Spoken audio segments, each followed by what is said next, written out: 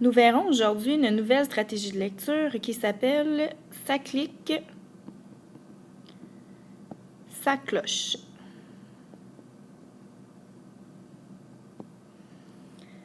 Afin que tu comprennes bien en quoi consiste cette nouvelle stratégie, je vais lire un texte à voix haute et je vais te dire tout ce qui va se passer dans ma tête pendant la lecture du texte.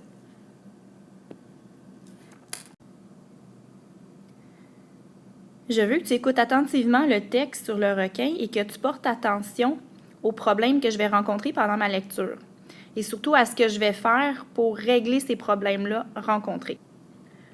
Le requin. De nombreuses créatures marines peuplent les océans et certaines menacent les humains. Marine, qu'est-ce que ça veut dire déjà ce mot-là? Je m'en rappelle plus. Je vais regarder s'il n'y a pas un mot que je connais à l'intérieur. Marin, ça me dit quelque chose. Donc, un marin, c'est une personne qui navigue sur l'eau. Donc, et là, ah oui, si je vais voir plus loin, marine aussi peuple les océans. Donc, j'ai l'indice aussi océan qui me permet de savoir que, dans le fond, des créatures marines, ce sont des créatures qui vivent dans l'eau. Donc, je vais mettre un X pour dire que j'ai vérifié ce mot-là et que je le comprends. J'étais rendue à ma deuxième phrase. La plus connue de ces créatures est sans contredit le requin. Ce grand prédateur se distingue par son aspect effrayant et son mode d'attaque spectaculaire. Prédateur, ça c'est un mot dont je ne suis pas certaine. Ça serait quoi un prédateur? Je vais juste continuer ma phrase. On dit que se distingue par son aspect effrayant, donc il fait peur, et son mode d'attaque. Donc s'il attaque, pourquoi qu'il attaquerait donc des poissons ou d'autres choses dans l'eau? C'est probablement pour se nourrir. Donc, alors, un prédateur, c'est un animal ou une espèce qui chasse des proies. Donc, ça devrait être ça. Donc, il chasse d'autres animaux pour se nourrir. Donc, ça devrait être ça, un prédateur. Je vais même me mettre une note. Donc, ça peut lui servir à se nourrir. Paragraphe suivant. Tout d'abord, il existe de nombreuses espèces de requins. De ce fait, leur taille peut varier. Par contre, tous les requins ont la peau d'une teinte grise. Cette peau est très rugueuse. Rugueuse, qu'est-ce que ça veut dire ce mot-là? Elle peut même couper la peau. Ah, donc là, j'ai un indice que c'est certainement pas quelque chose de doux puisque ça peut couper la peau. Rugueuse, ça ressemble au mot rude. Donc, ça veut dire que ça ne doit pas être très agréable au toucher. Je vais mettre ce synonyme-là à côté. Donc, je vais aller mettre un X sur mon point d'interrogation, comme quoi j'ai vérifié ce que ça voulait dire.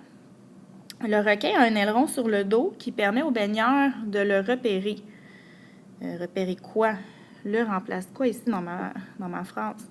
Je vais aller la relire. Le requin a un aileron sur le dos qui permet aux baigneurs de le repérer. Donc, ça doit être de repérer le requin. Je vais faire une flèche puisque l'antécédent de le, c'est requin. Et je vais faire un X sur mon point d'interrogation pour juste que je comprenne que j'ai trouvé ce que ça remplaçait. Si on observe plus particulièrement la tête du requin, on peut voir que ses yeux sont recouverts de membranes qui les protègent de l'eau salée. Bon, une membrane qui... Je ne suis pas sûre là, que je comprends ici. Que ses yeux sont recouverts d'une membrane qui les protège de l'eau salée. Bon, je vais le souligner, là, je vais mettre un point d'interrogation. Qu'est-ce que ça peut bien vouloir dire, ça? Je vais essayer de me faire un petit schéma ici, là. Bon, je manque un peu de place, je vais aller un peu en bas ici. Donc, il y a un œil ici. Et là, une membrane qui protège son œil. Donc, ça doit être comme une sorte de paupière qui recouvre une partie de l'œil. Là, on ne voit plus vraiment ma pupille. On voit mes talents artistiques. Donc, voilà, ça devrait être ça de membrane. Comme ça, au moins, je vais me comprendre en réalisant mon texte. Donc, je vais biffer mon point d'interrogation. Là, avec mon petit schéma, je comprends mieux. De plus, sa bouche contient de nombreuses rangées de dents. Plusieurs tombent, mais elles sont immédiatement remplacées. Plusieurs ici remplacent quoi? Est-ce que ce sont les rangées de dents ou juste les dents? Qu'est-ce qui ferait le plus de sens? Normalement, on ne perd pas des rangées de dents, mais on perd des dents. Donc, plusieurs ici, j'ai l'impression que c'est plus les dents que ça remplace. Ça fait plus de sens. Je vais aller le biffer comme quoi j'ai trouvé son antécédent. Je vais juste relire ma phrase. Donc, plusieurs tombent, donc plusieurs dents tombent, mais elles sont immédiatement remplacées. Hey, c'est vrai, mon petit garçon qui est en maternelle, il va bientôt perdre ses dents. Ça va y faire un drôle de sourire. Bon, pourquoi je pense à ça, là? Ah oui, il faut que je revienne dans mon texte. Donc, je vais poursuivre la lecture du texte Le Requin.